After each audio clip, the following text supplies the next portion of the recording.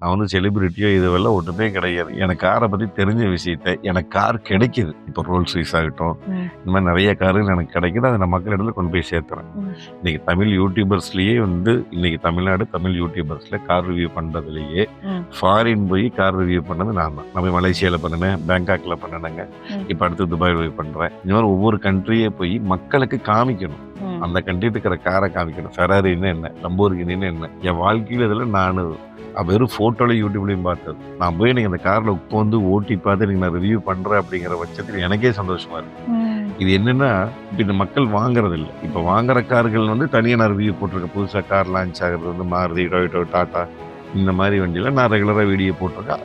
அது மக்கள் பார்க்குறாங்க. ம். பட் இந்த மாரி விஷயங்கள மக்கள் வாங்குறாங்களா இல்லையா தெரியாது. என்னன்னா, நான் போடும்போது இதுல இருக்கிற விஷயத்தெல்லாம் பார்த்து அவங்களே ஆச்சரியப்பட்டு பார்க்குறாங்க. ம். இதுல வர எனக்கு நெறைய கமெண்ட்ஸ் அதான் வரும்.